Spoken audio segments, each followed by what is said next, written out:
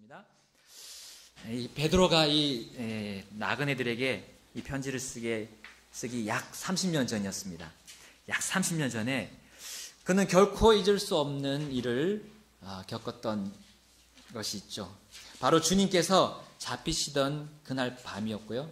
또 그 잡히시던 그날 밤 전에 예수님께서 예루살렘으로 들어오시는 장면입니다.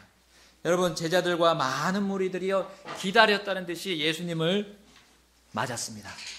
어떤 나무를 가지고 맞았습니까? 종려나무입니다. 종려나무를 가지고 예수님을 맞이했습니다. 그리고 자신의 겉옷을 펴서 예수님이 수나기를 타고 들어가시는 그 길가에 쫙 내려놓았습니다. 그러면서 외쳤죠.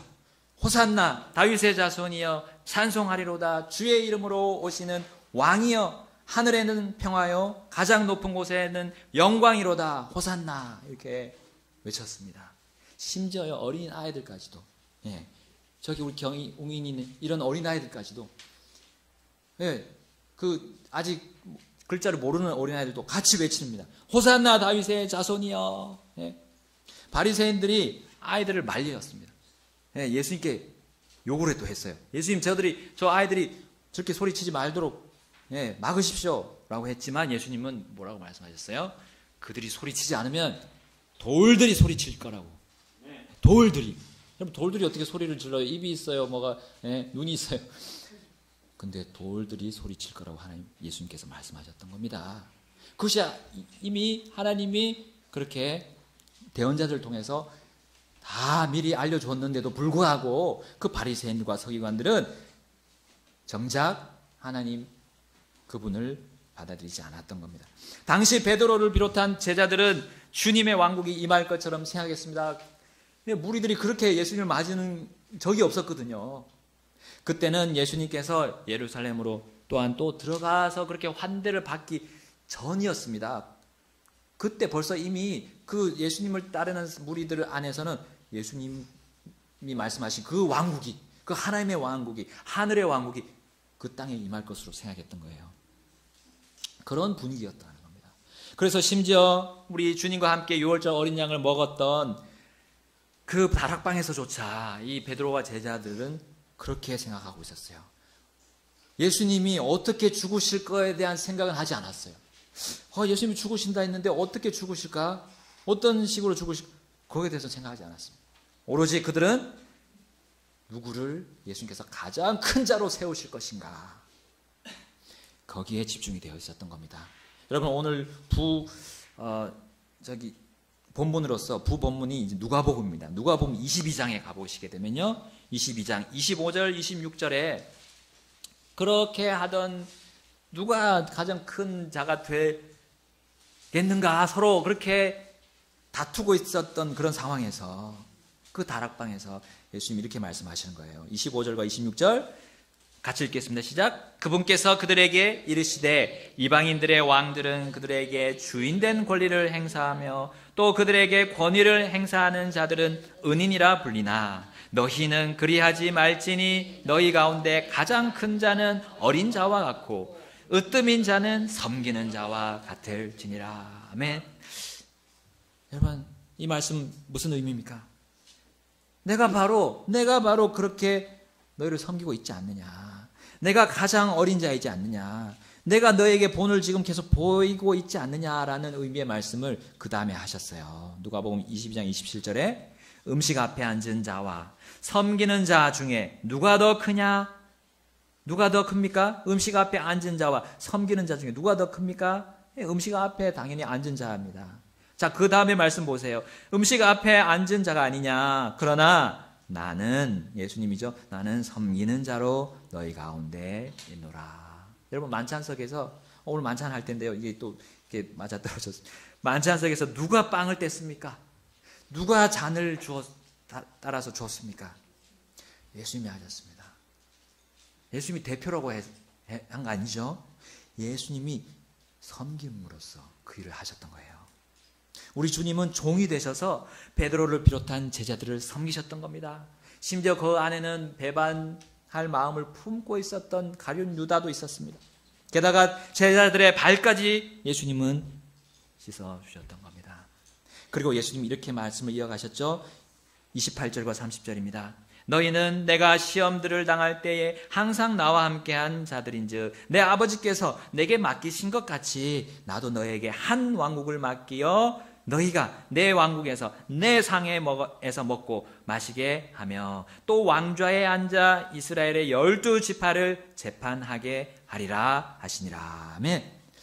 여러분, 누가 가장 큰 자가 될까 주님이 고민을 하셨을까요? 이 말씀을 하시면서 주님의 고민은 그게 아니었습니다. 주님은 누가 나와 함께 내 마음과 맞춰서 나를 따라서 이 땅을 살 것인가? 그것이 주님의 주된 관심사였어요. 내 생각을 누가 알까? 그리고 내 생각대로 누가 순종해서 나갈까? 베드로는요, 다른 분이 아닌 주님과 함께 그 어떤 테이블과도 비교할 수 없는 테이블에 함께 앉아서 먹고 마시고, 그리고 왕좌에서 앉아서 12지파를 다스릴 거를 들었어요. 그 약속을 들었어요. 베드로는 얼마나 신이 났을까? 얼마나 신이 났을까요? 근데 그 당시에 신나는 것과 이 베드로후서를 기록할 당시에 신나는 것은 완벽하게 완전히 달랐을 겁니다. 여러분, 베드로는 그때의 신남이 아니었으면 알았습니다. 그리고 다 깨달았고 이제 정말 신나는 그런 말씀을 기록한 것이 여기 베드로후서 3장 18절에 있어요. 오직 은혜 안에서 자라라. 여러분, 예수님이 그 말씀하셨어요. 너희가 12지파와 함께 다스릴 것이라는 약속을 하셨어요. 그런데 똑같은 말씀이지만 그 만찬석에서 베드로와 제자들이 들었던 그 말씀과 그런 말씀이셨구나 하고 나중에 그가 변화돼서 이것을 다시 기억했을 때 다시 한번 묵상했던 그 말씀이 너무나 은혜스러웠던 겁니다. 그 당시에는 은혜를 몰랐어요. 예수님의 은혜를 몰랐습니다. 근데 나중에 변화됐을 때는 그 은혜를 알고 이렇게 기록했던 겁니다. 오직 은혜 안에서 자라라. 여러분, 그런 찬송이 있죠. 영광일세 영광일세 내가 누릴 영광일세 은혜로 주 얼굴 배옵는 것 참 아름다운 영광이로다. 이 찬송 가사가 베드로 아쉽게도 그 당시 예수님 옆에 있을 때는 느끼지 못했던 거예요. 근데 그가 변화되었을 때는 느꼈다는 겁니다. 여러분, 그 은혜와 영광을 약속받았다면 이제 베드로의 또 다른 노래는 이 찬송과 비슷하게 이어졌어야 돼요. 십자가를 내가 지고 주의 뒤를 따르네 이후부터 예수로만 나의 보배 삼겠네 전에 좋아하던 것을 모두 내어 버리니 주의 평안 내게 있어 항상 만족합니다. 아멘. 이거로 이 찬송과 같은 삶으로 이어졌어야 했는데 우린 잘 알듯이 그렇게 이어가지 못했던 겁니다. 여러분, 우리는 이 세상을 살면서 어떤 기대와 고대함을 가지고 있습니다. 주님이 가진 그 기대와 고대함 같이 가고 있냐는 거예요. 우리 예수님과 같은 그런 소망과 희망을 가지고 가냐는 거예요. 그 목표를, 한 가지 목표를 가지고 가냐는 겁니다. 그걸 지금 우리 주님이 물어보시고 있습니다. 오늘 본문과 같은 의미로 이렇게 우리에게 오늘 선포하고 있습니다. 너희가 점도 없고 흠도 없이 화평 중에 그분께 발견되기를 힘쓰라. 점도 없고 흠도 많았던 우리 베드로의 모습이었습니다. 그 당시 그 만찬석에서 그는 예수님의 의도를 전혀 캐치하지 못했어요. 전혀 캐치하지 못했습니다.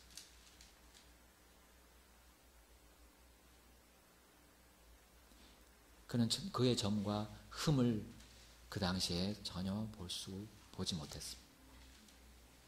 주님의 은혜를 몰랐고 또 베드로서 3장 18절 하반절에 나온 것처럼 우리 주 곧 구원자 예수 그리스도를 아는 것에서 자라라라는 말씀을 그 당시에는 전혀 할 수가 없었던 거예요. 여러분, 죄인이 점도 없고 흠도 없을 수 있습니까? 당연히 있습니다. 예, 그러나 용서받은 죄인이라면 여러분 있습니다. 용서받은 죄인이라면 그것을 점도 없고 흠도 없이 주님 앞에 화평 가운데서 발견될 수 있는 힘이 있다는 거예요. 오전에도 우리 들었습니다. 순종할 수 있는 힘을 주님이 벌써 주셨다는 거예요. 우리 그렇게 점도 없고 흠도 없이 화평 중에 주님을 발견할 수 있는 힘, 쓰는 그 힘이 있다는 거예요. 그걸 깨달은 베드로가 이제 얘기할 수가 있었던 겁니다. 여러분, 그가 깨달았던 그 장면으로 다시 가보도록 하겠습니다. 그 다락방의 분위기는 한껏 고조되었을 겁니다. 베드로와 제자들은 이제 예수님이 자신들의 관심사에 이제 관심을 가지시는구나 라고 생각했어요. 굉장히 그들은 들떠 있었습니다. 주님의 테이블에서 그것도 12지파를 재판한다는 자기들 그 약속을 들었을 때 그들이 얼마나 기분이 좋았을까. 다 높은 자리 아니에요? 주님의 테이블 그 상인데 제일 높은 자리 아닙니까, 거기가. 근데 주님은 바로 그들의 흥분되는 그 분위기를 단숨에 깨셨습니다. 누가복음 22장 31절에 이렇게 말씀합니다. 또 주께서 이르시되 시몬아 시몬아 보라, 사탄이 너희를 밀가부르듯 하려고 너희를 갖기 원하였느니라. 아멘. 예수님은 이렇게 뒷짐지고 양반처럼 말 없는 그런 근엄한 분이 아니십니다. 우리 복음서들을 보게 되면요, 예수님은 굉장히 유머러스한 분입니다. 유머러스해요. 양극단을 막 달려가시다가 진리를 말씀하십니다. 근데 양극단이 다 진리예요. 그들의 비유를 맞춰주는 것처럼 하시다가 갑자기 화제를 확 돌려서 뭐라고 합니까? 네, 사탄을 언급하고 있어요.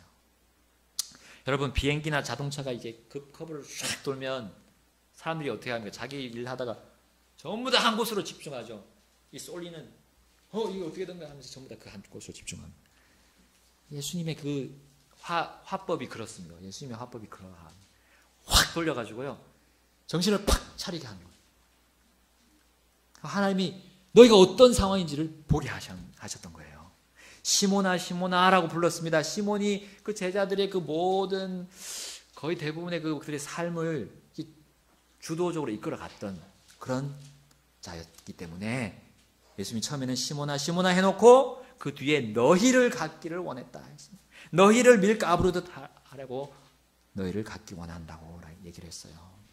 지금이 어떤 상황입니까? 그들이 예수님을 향해 있지 않고 예수님의 말씀을 귀담아 듣지 않고 자기들의 생각과 자기들의 그 분위기와 그 말들을 서로 주장하고 하는 거기에 지금 골몰하고 있었던 거예요. 그렇게 하고서는 어떻게 예수님이 죽으심을 생각할 수 있습니까? 생각할 수가 없습니다. 여러분, 베드로는 그때 그 사실, 그때 그 사건, 예수님이 하신 말씀들이 이 베드로서를 쓰면서 분명히 기억했을 것입니다. 상기를 했고요.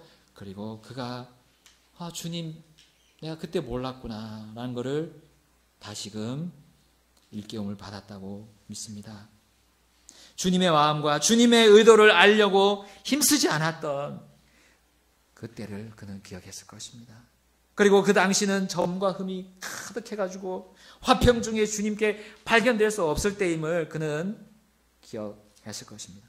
그 당시는 도저히 그가 은혜 안에서 자라지 못하고 구원자 주 예수 그리스도를 아는 것에서 결코 자라지 못했던 시기였음을 그는 기억했습니다. 바로 그때는 사탄이 자신과 자신의 형제들을 위아래로 까불러서 정신없이 그들을 육신의 모습을 다 보이면서 점과 흠을 다 드러내던 상황이었음을 그는 기억했고, 그 일이 다시는 나그네들에게 일어나지 않도록 바로 베드로서 3장 14절을 기록하게 되었던 겁니다. 점도 없고 흠도 없이 화평 중에 그분께 발견되기를 힘쓰라. 아멘. 여러분, 사탄은 농부를 가장한 도둑입니다. 농부가요, 이렇게 자신의 밀이나 곡식을 키질을 합니다. 까부르다는 말이 키질하는 거죠. 빈 곡식들은 바람에 탁 날아가고 이제 알곡만 남게 됩니다. 그걸 이제 싹 걷어서 농부는 그 알곡을 모아서 곡간 안에 집어넣죠. 그런데 그 농부로 가장한 도둑이 바로 사탄입니다. 베드로와 제자들을 키질해가지고 그들의 영혼 몸을 마구 흔들어냈습니다. 그리고 그들의 삶을 계속해서 흔들었어요. 예수님 주위에서 일어난 많은 그런 기적들, 그 놀라운 일들을 하고 있음에도 그들을 키질을 해가지고요, 그를 교묘한 술수로 예수님이 하신 일들을 해서 벗어나도록 조장을 했던 겁니다. 그리고 예수님이 하시는 말씀마다 의심을 하고 그리고 곧바로 잊어버리도록 사탄은 교묘하게 술수를 썼던 겁니다. 어떻게 하면 베드로와 그의 제자들이, 그 형제들이 하나님이신 예수님을 따르는 일을 방해할 수 있을까? 계속해서 사탄은 머리를 짜내고 실행했습니다. 그렇게 하는 모습을 주님은 다 옆에서 보고 계셨던 겁니다. 바로 그래서 그 사탄이 바로 한 사람을 밀가루로 해서 가지게 되었습니다. 누굽니까? 가룟 유다였습니다. 그리고 또 한 사람, 바로 제자들 중에 중심이었던 베드로까지 가지려고 했음을 우리는 볼 수 있습니다. 베드로는 그때를 생각하면 정말 끔찍했을 겁니다. 그가 그때 잘못 나갔으면 그 역시 사탄에게 밥이 되는 이 베드로 인생에서 절체절명의 순간이었던 겁니다. 주님은 위험한 상태에 놓여있던 베드로를 급히 부르셨습니다. 시몬아, 시몬아, 시몬아, 시몬아. 그리고 시몬뿐만 아니라 제자들 모두를 부르셨습니다. 너희를 밀가부르듯 하여 갖기를 사탄이 원해왔다고 주님은 그들의 현실을 알려주셨습니다. 주님은 방금 전 자신의 계획을 수행하기 위해 주님 곁을 영원히 떠나버린 가룟 유다처럼 사탄의 밥이 되길 원하지 않으셨습니다. 그래서 주님은 곧이어 제자들을 대표하는 베드로에게 사랑을 가득 담아서 이어서 말씀하셨습니다. 22장, 누가복음 22장 32절입니다. 내가 너를 위하여 내 믿음이 쇠하지 않도록 기도하였느니라. 아멘. 주님은요, 베드로와 제자들의 믿음이 쇠하지 않기를 기도하셨습니다. 그들은 주님께서 주신 보배로운 믿음을 소유하고 있었습니다. 베드로 후서에 나오는 그 보배로운 믿음, 베드로 후서 1장에 나오죠. 그 보배로운 믿음을 소유하고 있었어요. 그것이 쇠하지 않도록, 그것이 없어지는 것처럼 보이지 않도록 주님은 기도를 해 오셨던 겁니다. 그런데 그들은 주님 곁을 자꾸 빠져나가기 시작합니다. 자신들의 생각과 계획과 의도가 주님의 생각과 계획과 의도보다 앞서는 그런 삶을 살아왔던 거예요. 주님을 벗어나면 어디로 갑니까? 세상입니다. 세상은 누구가 다스리고 있어요? 세상의 신, 악의 화신인 사탄의 손아귀에 있잖아요. 그쪽으로 들어가는 것이 결론입니다. 주님께서 기도하신 그 자세한 내용이 요한복음 17장 말씀에 나옵니다. 요한복음 17장 9절을 읽겠습니다. 9절과 14절부터 17절 읽겠습니다. 다 같이 찾으셔서 요한복음 17장 9절 14절부터 17절 읽겠습니다. 요한복음 17장 9절입니다. 시작. 내가 그들을 위해 기도하나이다. 내가 세상을 위해 기도하지 아니하고 아버지께서 내게 주신 자들을 위해 기도하오니 그들은 아버지의 것이니이다. 14절입니다. 내가 아버지의 말씀을 그들에게 주매 세상이 그들을 미워하여 싸우니 이는 내가 세상에 속하지 아니한 것 같이 그들도 세상에 속하지 아니하기 때문이니이다. 나는 아버지께서 그들을 세상에서 데려가시라고 기도하지 아니하오며 다만 그들을 악에서 지켜주시라고 기도하나이다. 내가 세상에 속하지 아니한 것 같이 그들도 세상에 속하지 아니하나이다. 아버지의 진리로 그들을 거룩히 구별하옵소서. 아버지의 말씀은 진리이니이다. 아멘. 세상의 조류와 사탄의 거짓으로 인해 믿음이 쇠하지 않아서 점도 흠도 없이 거룩히 구별해달라는 기도였습니다. 그래서 나중에 다시 만났을 때 다시 예수님의 그 상의 테이블에 앉아서 같이 먹고 마시고 12지파를 다스릴 때 화평 중에 주님을 만나야 되지 않겠습니까? 그 얘기 아닙니까? 세상은 예수님을 미워할 뿐 아니라요, 유난히 그분을 따르는 이들을 미워합니다. 그들이 악으로 치닫도록 온갖 방법을 다 동원하고 있습니다. 베드로 당시도 물론이지만 지금 현 세상도 그렇습니다. 사탄의 수중에 있습니다.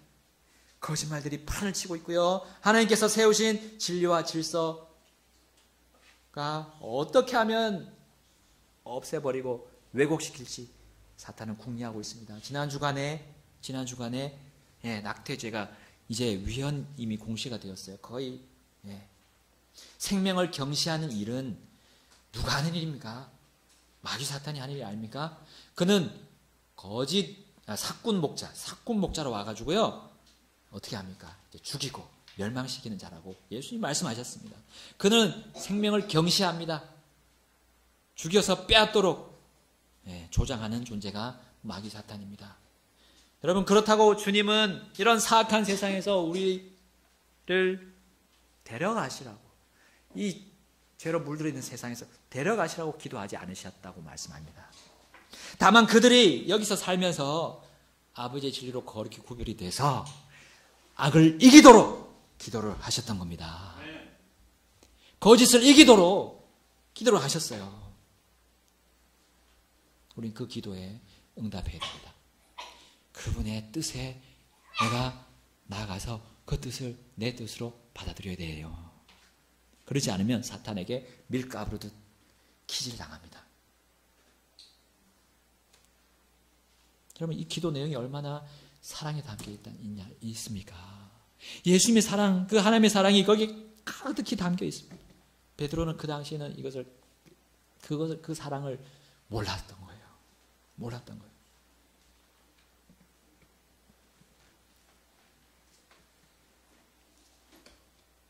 아버지의 진리로 거룩히 구별하옵소서.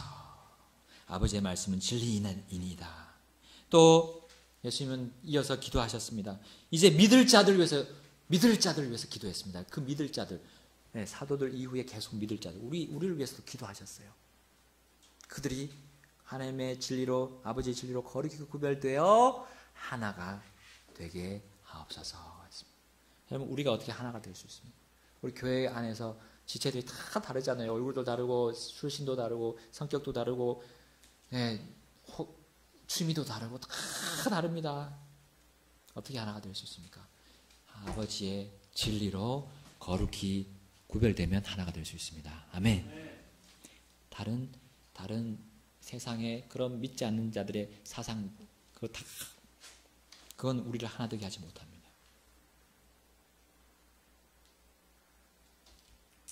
베드로는 주님의 이 사랑 어린 기도와 함께 또한 사랑 어린 그 다음의 권고를 기억했습니다. 누가복음 22장 32절 하반절입니다. 너는 돌이킨 뒤에 내 형제들을 강하게 하라. 아멘. 사실 베드로는 이 당부를 들었을 때 그 당시는 돌이키지 못했습니다. 여전히 자신의 생각에 빠져 있었습니다. 여전히 자신의 생각에. 그는 여전히 사탄이 놓은 덫에 걸려가지고요, 한 발짝도 주님 앞으로 갈 수 없었을 거예요. 우리는 다음 구절 보면 시몬 베드로가 그러했음을 분명히 알 수 있습니다. 누가복음 22장 33절 34절 우리 다 같이 읽어보겠습니다. 누가복음 22장 33절부터 34절입니다. 시작. 그가 그분께 이르되 주여, 내가 주와 함께 감옥에도 죽는 데에도 갈 각오가 되어 있나이다 하매 그분께서 이르시되 베드로야, 내가 내게 말하노니 이날 수탉이 울기 전에 내가 나를 안다는 것을 3번 부인하리라 하시고, 베드로는 그렇게 생각하지 않았을까요? 아니, 곧 주님의 왕국이 임할 것인데 특히 날 보시고 돌이키라고 하시니 무슨 말씀이신지, 우리가 주님의 테이블에 앉아서 먹고 마시고 왕좌에서 12지파를 재판할 거라고 하시면서 지금 무슨 말씀을 하고 계십니까? 라고 생각하지 않았을까요? 예수님이 처음에 베드로에게 내가 잡히고 죽게 될 것이다 라는 말씀을 들었을 때 베드로는 주님을 꾸짖었잖아요. 주님 그렇게 되면 안 됩니다. 그렇게 하지 마십시오. 그렇게 하지 말라고 꾸짖었다. 그때가 있었습니다. 그때 예수님이 뭐라고 했습니까? 사탄아 너는 내 뒤로 물러가라. 내가 하나님에게서 난 일을 좋아하지 아니하고 사람들에게서 난 일들을 좋아하는도다 라는 호통을 그때 베드로가 들었습니다. 혼이 났죠. 혼이 났어요. 그러다가 이제는 완전히 반대로 예수님과 함께 죽는 자리까지 가겠다고, 감옥에까지도 가겠다고 널뛰기를 하고 있습니다. 널뛰기. 왜냐하면 사탄이 밀가부르듯 위로 그냥 던지고 받고 던지고 받고 하다가 하는 그 안에 있는 거예요. 위로 솟구치다가 내려가다가 땅으로 꺼지고. 베드로는 주님을 향한 시선을 정리하지 않았습니다. 속에서 자신이 나서려고 했어요. 또 한편으로는 초조해서 아무 일도 할 수 없었던 거예요. 그는 돌이키지 못했던 겁니다. 예수님께로 돌이키지 않으니까 어떻게 주님께서 잡혀가신 뒤에 형제들을 강하게 할 수 있겠습니까? 이후에 베드로는 슬금슬금 주님을 쫓는 척하다가 주님의 말씀대로 결국 그 비참한 한밤중 그리고 새벽을 맞이했습니다. 주님을 모른다고 하고 심지어 저주까지 하면서 순식간에 3번을 부인했습니다. 그는 가룟 유다가 그러했던 것처럼 아주 심각한 자괴감 속으로 빠져갔습니다. 자책과 후회와 절망이 그를 감싸지고 흔들었습니다. 아마 자신이 땅의 가장 밑바닥 아래까지 꺼져 있는 것을 느끼지 않았을까 모르겠습니다. 숱하게 울었을 때 그는 예수님의 눈과 마주쳤죠. 매우 비통하게 울었다는 것이 성경에 기록되어 있습니다. 자신만만했던 그 자신의 수치스러운 모습을 보았습니다. 사탄이 그를 끝까지 악의 구렁텅이로 떠밀어 갔던 그의 모습이었습니다. 그를 가지기 위해서 전에는 그를 달콤한 말로 구슬리다가 이제는 그를 정죄하기 시작하는 겁니다. 사탄이 너가 그러고도 하나님의 자녀냐, 너가 주님의 제자냐 하면서 그런 말을 듣지 않았을까 생각합니다. 그리하여 온전히 악으로 치닫도록 그의 목을 잡고 이끌었습니다. 그는 후회해서 그치면서 자살했던 가룟 유다처럼 그렇게 만들기 위해서 사탄은 온 힘을 베드로에게 쏟았던 겁니다. 그만 잡으면 그 나머지 제자들은 다 무너지는 거죠. 이와 같이 베드로는 점과 흠이 많았던 연약하고 부족한 자였습니다. 만약 자신이 그런 사람이었음을 그가 인정하지 않았다면 계속해서 주님으로부터 시선을 돌렸고 우리는 베드로서를 아예 볼 수 없었을지도 모릅니다. 이 성경에서. 그가 끝까지 주님의 말씀들에 주의를 기울이지 않았다면 우리는 베드로라는 이름을 가룟 유다와 같은 저주의 이름으로 불렸을지도 모릅니다. 베드로가 끝까지 주님의 그 사랑 어린 기도에 마음을 함께하지 않고 자기 고집과 아집을 주장했더라면 그가 성령의 영감으로 이렇게 기록할 수 없었던 거예요. 너희가 점도 없고 흠도 없이 화평 중에 그분께 발견되기를 힘쓰라. 은혜 안에서 자라고 구원자 주 예수 그리스도를 아는 것에서 자라라 라고 권면하는 우리를 강하게 해주는 이 말씀을 기록하지 못했을 것입니다. 베드로는 후회로 마감하지 않았습니다. 베드로는 돌이켰습니다. 주님의 말씀을 기억하면서 돌이켰던 거예요. 그의 점과 흠 때문에 십자가에서 대신 죽으신 예수님께 돌이켰던 겁니다. 부활하신 주님이 그를 다시 부르셨을 때 그는 주님께 완벽하게 돌이켰던 겁니다. 내가 나를 사랑하느냐, 내가 나를 사랑하느냐, 내가 나를 사랑하느냐 3번의 물으심에 베드로는 예전과 같이 예 주님 제가 사랑합니다. 저는 주님이 죽는 데까지 갈 수 있습니다 라고 말할 수가 없었던 거예요. 아니요 저는 아직 잘 모르겠습니다. 그렇게도 말할 수 없었던 겁니다. 그는 단지 종처럼 말했습니다. 그는 단정하지 않고 화가 나지 않고 그는 주님께 말씀드렸습니다. 예, 제가 주님을 사랑하는 줄 주께서 아십니다. 그는 종의 마음이 되었어요. 드디어 주님의 그 종으로 가장 어린 자가 되어야 된다는, 가장 낮은 자가 되어야 한다는 종의 모습으로 밝혔던 겁니다. 그는 은혜를 분명히 알았습니다. 주님의 그 은혜가 얼마나 사랑스러운지를 알았던 겁니다. 그리고 주님을 알아가는 그것이 얼마나 자기에게 귀한 것인지를 알았던 거예요. 주님이 왜 십자가를 지고 못 박혀서 죽으셨는가를 그는 확실히 알게 되었습니다. 바로 그 모습이 종의 모습이셨던 겁니다. 종의 모습. 그럼 우리의 흠과 점을 어떻게 없이 주님께 화평 중에 발견될 수 있을까요? 내가 종이 되어야 됩니다. 낮춰야 됩니다. 내가 자신이 계속해서 높아지려고 하는 이 모습을 주님의 말씀으로 계속 점검하고 쳐내려가야 됩니다. 자꾸 올라가거든요. 자꾸 올라가서 주님이 보이지 않는 그 자리로 자꾸 주님을 가려버립니다. 내가요. 그런 삶으로 자꾸 나가는 겁니다. 그게 무질서로 가는 삶이에요. 연력학 제1법칙, 무질서로 가는 거. 그것이 우리 영적인 것에 적용이 됩니다.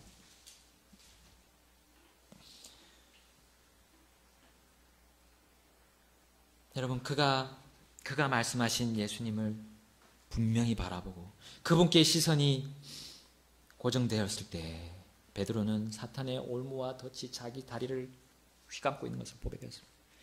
자신의 점과 흠, 자신이 가장 큰 지위에 오를 자가 아닌 가장 큰 형벌을 받을 최고의 죄인임을 분명히 직시하게 되었습니다. 바울처럼요. 바울처럼 내가 죄인들 중에 우두머리다라는 그 고백처럼 그것을 알아요. 자기 점과 흠을 이제 보게 되었어요. 그리고 주님께로 돌이켰던 겁니다. 그는 오로지 주님의 말씀에 이제 주의를 기울이게 되었어요. 이제 예전에 주님께서 말씀한 것들이 다 생각이 납니다. 상기가 됩니다. 그렇게 되니까 이제 나그네들에게도 똑같이 말했습니다. 베드로후서에 이제 그렇게 말하잖아요. 내가 1장 12절을 보면 그러므로 비록 너희가 이것들을 알고 현재의 자리에 굳게 서 있을지라도 너희가 항상 그것들을 기억하게 하는 일을 내가 게으르지 아니하리라. 참으로 내가 이 장막에 있는 동안에 너희가 기억하게 하여 너희를 일깨우는 것이 합당한 줄로 생각한다. 베드로가 그것을 깨달았기 때문에 이렇게 기록할 수가 있었고 권면할 수가 있었고 강하게 그들을 이끌 수가 있었던 겁니다.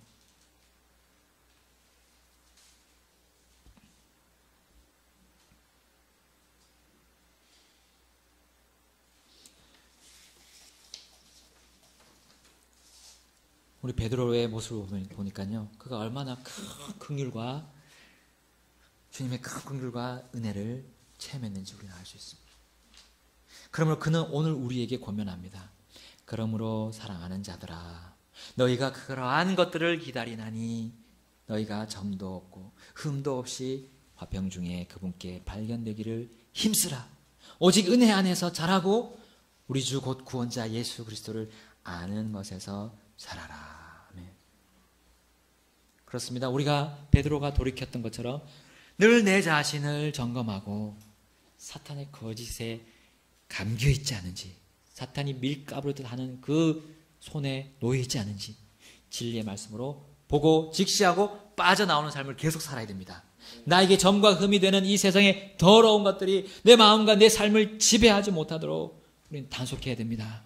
내 말과 내 행동이요 오직 주님의 영광이 되도록 나는 나 자신 종이 되어야 합니다. 섬겨야 합니다.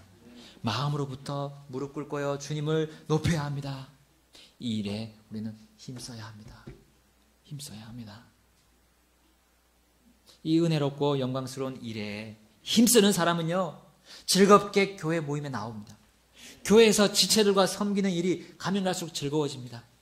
경배와 찬양과 기도와 드리는 그 모든 부분이 신이 납니다. 흥분이 되고요 주일이 기다려지고 모임이 기다려집니다. 예배가 기다리고 경배가 기다려집니다. 복음을 전하는 일이 부담스럽지 않습니다. 주님의 복음이 부끄럽지 않아요. 영혼들을 주님께로 인도하는 그 권능을 가지고 내가 나가는데 뭐가 부끄럽습니까? 주님께로 인도하는 일에 걸림돌이 없습니다. 주님이 나보고 하라고 하신 그 일을 나는 그냥 종으로서 하는 것 뿐이기 때문입니다. 그리고 주님은 반드시 약속하셨습니다. 기쁨으로 거두어 주시겠다는 약속을 그분이 이루어 주실 것을 약속하셨기 때문입니다. 우리 구주 주 예수님 안에서 주님을 섬기는 일에 힘을 씁시다. 그러할 때 우리는 주님 앞에서 점과 흠 없이 화평 중에 발견될 것입니다. 그날을 기대합시다. 그렇게 화평 중에 주님을 만날 걸 기대합시다. 이 하늘과 땅과 원소들과 모든 일들까지도 불에 해체될 것입니다. 그 해체될 그날 직후에 우리는 주님 앞에서 화평 중에 있게 될 것을 고대합시다. 주님의 큰 미소, 아까 오전에 우리 찬송 부른 것처럼 주님의 미소가 내 보배로 삼는 겁니다. 주님의 그 나를 화평으로 받아주시는 그 주님의 기쁨으로 받아주시는 그 미소를 나는 간절히 바라야 됩니다. 고대해야 됩니다. 그때 주님이 예비하신 테이블, 그 상에 우리를 앉힐 겁니다. 그리고 그분과 함께 우리는 먹고 마시게 될 겁니다. 어떻게 먹고 마실지는 또 주님이 또 약속하셨어요. 우리 누가복음 마지막에 보고 마치겠습니다. 누가복음 12장 37절입니다. 이미 그 전에 이미 제자들에게 하신 말씀이었어요.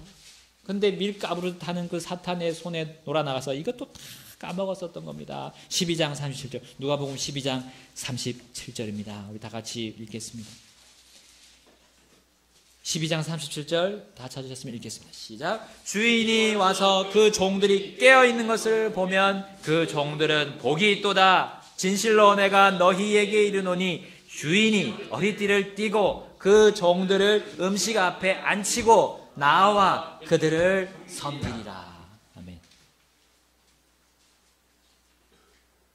여러분, 만찬석에서 주님이 하신 그 섬김이요, 끝난 게 아닙니다. 그거는 하나의 모형이었습니다. 하늘의 만찬석에서 주님이 하실 걸 그대로 했던 거예요. 그대로 미리 보여주셨던 겁니다. 어떻게 하신다고요? 주인이 어리띠를 띠고 그 종들을 음식 앞에 앉히고 나와서 그들을 섬긴다. 우리 거기 앉아서 이렇게 먹을 수 있을까요? 아이고 주님, 제가 해야 돼요.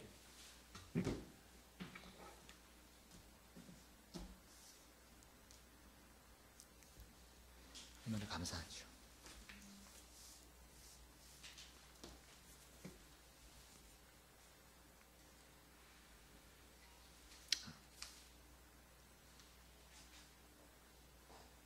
영광일세, 영광일세, 내가 누릴 영광일세. 은혜로 주 얼굴 배우는 것. 두 번째는 화평의 주 얼굴 배우는 것. 화평의 주, 화평의 주, 기쁨의 주님의 얼굴 배우는 것. 나 고대하는 영광이로다. 이렇게 가사를 붙이고 싶어요.